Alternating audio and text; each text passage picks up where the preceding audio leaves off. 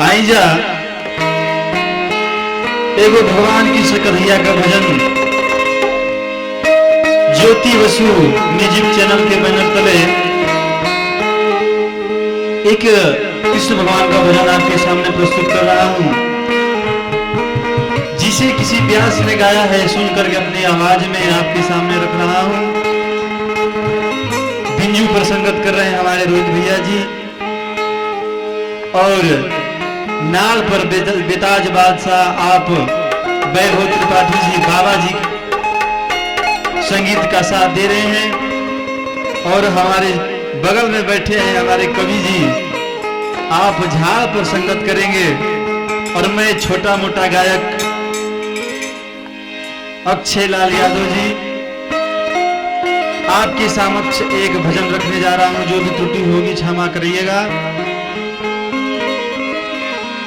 तो कोई तन दुखी कोई मन दुखी,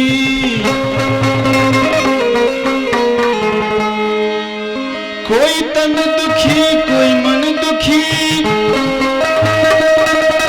कोई धन बिन रहता उदास, थोड़ा थोड़ा सब दुखी, सुखी राम की दास। आइए प्रभु का भजन है। तकाध सबका बाद हमरो पर विचार करना, काध सबका बाद हमरो पर विचार करो, हमार नैया भवर मेरा पार।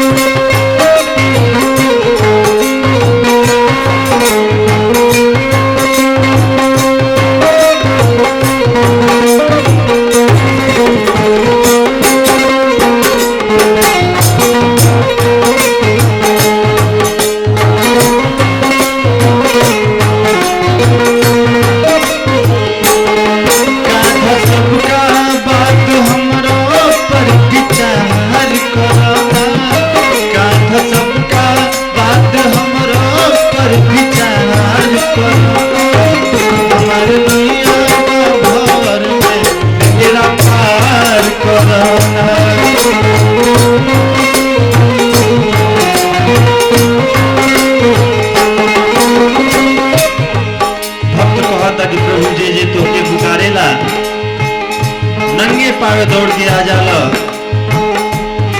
वैसे ही भक्त पुकारा था आपके आवे की पड़ी। भक्त के पुकार सुन के दौड़ी के आवेली,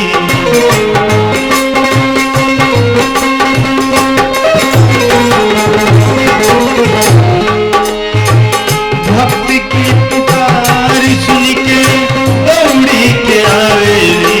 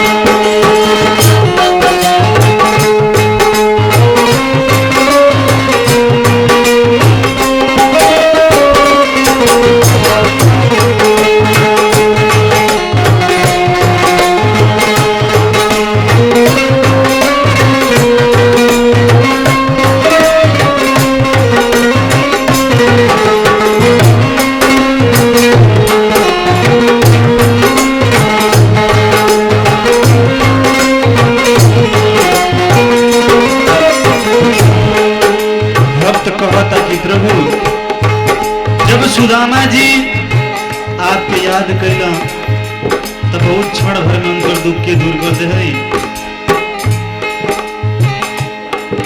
बहुत कुछ उनके दे देली। मीराबाई रहली आपका भजन करत करत आप में विलीन हो गई नहीं। हम लोग का कुछ इच्छा बा बन गई सुदामा जी के काम दोस्ताना में।